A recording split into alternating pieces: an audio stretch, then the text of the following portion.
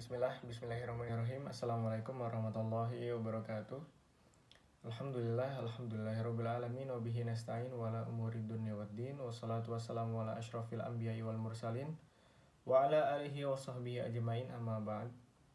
Perkenalkan, nama saya Muhammad Afif Ridwan dari program Studi Hukum Ekonomi Syariah Institut Agama Islam Tazkiyah tahun 2020. Izinkan saya pada kesempatan kali ini untuk menyampaikan atau sedikit berbagi tentang peradaban pemikiran ekonomi Islam pra-cendekiawan dari Imam Abu Hanifah dan Imam Al-Ghazali. Objek pertama yang akan saya bahas di sini adalah Imam Abu Hanifah. Imam Abu Hanifah mempunyai nama lengkap Abu Hanifah bin Nu'man bin Sabit bin Marzubat, merupakan seorang ahli hukum agama Islam yang dilahirkan di Kufah pada tahun 80 Hijriah pada masa Khalifah Abdul Malik bin Marwan. Abu Hanifah berkepribadian yang sangat cerdas dan juga beliau sangat mencintai Al-Qur'an, sehingga semasa hidupnya sangat banyak sekali mempelajari Al-Qur'an hingga mentadaburinya. Kekayaan ilmu Abu Hanifah tertuang pada buku-bukunya seperti Kitab Al-Ata, Ilmu Al-Kalam, Al-Akbaro Al-Fiqih, Al-Awsat, dan Ar-Risalah. Selain itu, Abu Hanifah menulis hadis serta fikih, akidah, dan sebagainya. Pemikiran ekonomi Islam dari Abu Hanifah adalah yaitu akad salam. Abu Hanifah sepakat dengan ulama lainnya mengenai syarat-syarat salam yang 6, yaitu yang pertama, harga barang harus diketahui jenisnya, apakah dengan uang atau dengan barang.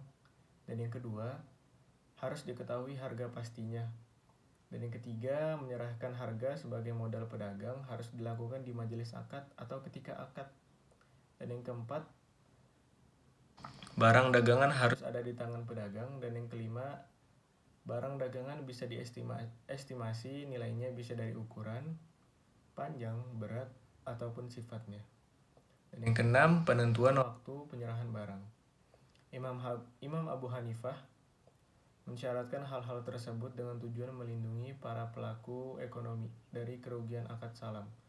Maka Imam Abu Hanifah mewajibkan syarat-syarat tersebut yang 4 dari akad salam yang dianggap perlu olehnya, yaitu yang pertama adalah jangka waktu, wujud barang saat akad, dan harga empirik. Yang pertama yang diwajibkan adanya jangka waktu penyerahan barang kepada pemberi setelah ia membayar kepada penjualnya. Hal ini dimaksudkan untuk meringankan pedagang guna menyiapkan barang dagangannya terlebih dahulu. Dan yang kedua, Abu Hanifah mensyaratkan wujud barang saat terjadinya akad. Hal ini berlandaskan pada hadis Ibnu Umar yang mengatakan Rasulullah Shallallahu Alaihi Wasallam bersabda, janganlah melakukan akad salam sebelum kurma itu matang. Abu Hanifah melihat ini sebagai pencegahan gharar atau penipuan, serta menurutnya jika wujud barang tidak disyaratkan, maka akad salam akan mirip dengan sesuatu yang belum dibuat. Dan yang ketiga, Abu Hanifah mensyaratkan adanya tempat terjadinya akad, maksud saya. Maka kita harus datang ke suatu tempat untuk melakukan akad.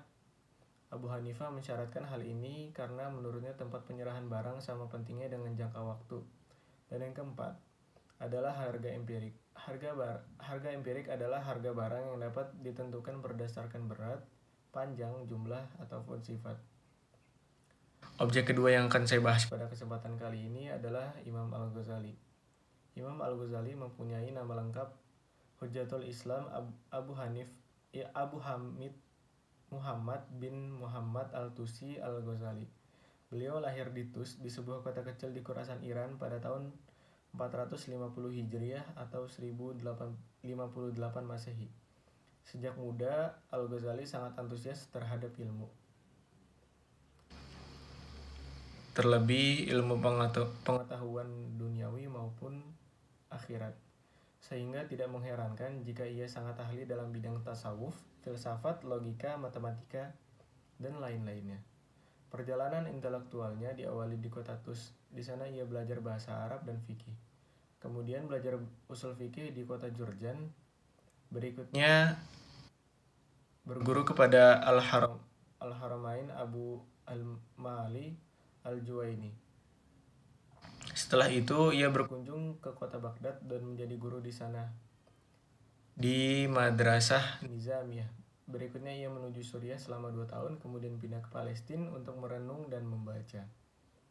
Setelah melakukan ibadah haji dan menetap beberapa lama di Basir, Imam Al-Ghazali kembali ke tempat kelahirannya, yaitu di kota Tus, untuk berkholawat selama 12 tahun sampai berhasil menghasilkan banyak karya.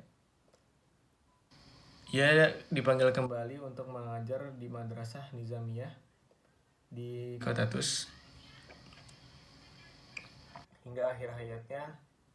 Ia meninggal pada 14 Jumadil Akhir 595 Hijriah atau 19 Desember 1111 Masehi. Imam Al-Ghazali adalah sosok ilmuwan yang sangat produktif, sehingga tak heran 300 karya tulis yang dibuatnya sebanyak 310 tulisan.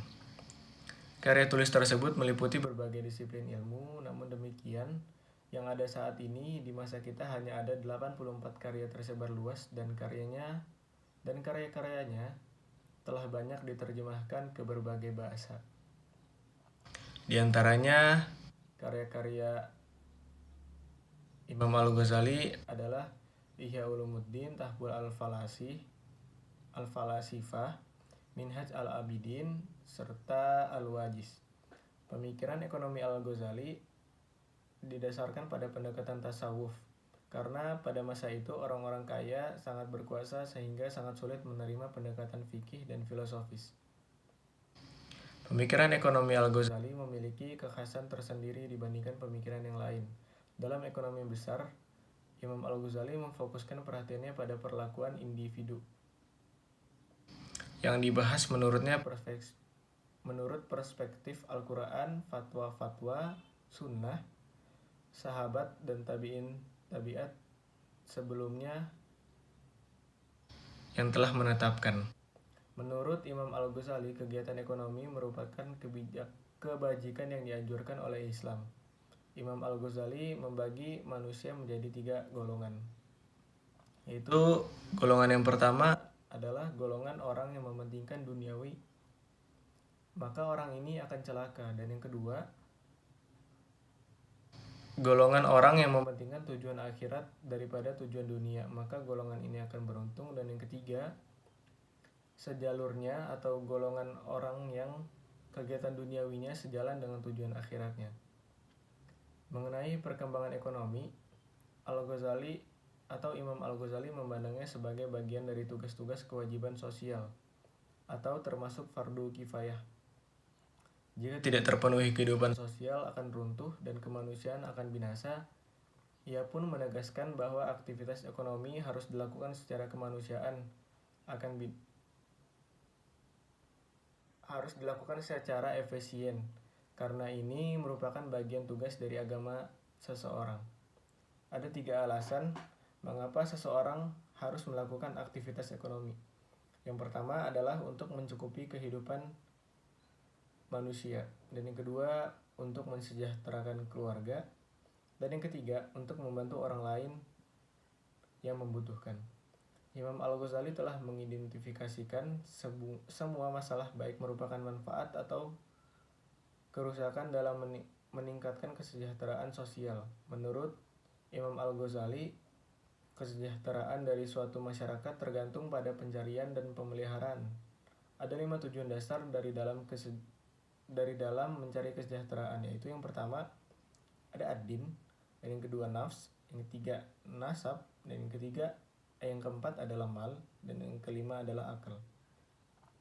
Mayoritas pembahasan Imam Al-Ghazali mengenai pembahasan ekonomi yang terdapat dalam kitab Ihya Ulumuddin adalah yang pertama, pertukaran sukarela dan evolusi pasar, meliputi permintaan penawaran,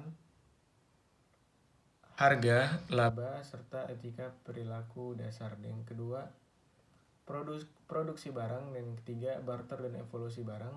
Yang keempat, peran negara dan keuangan publik. Mungkin sekian pemikiran ekonomi Islam pracendekiawan dari Abu Hanifah dan Al-Ghazali. Kurang lebihnya mohon maaf. Saya pamit, Muhammad Afif Ridwan.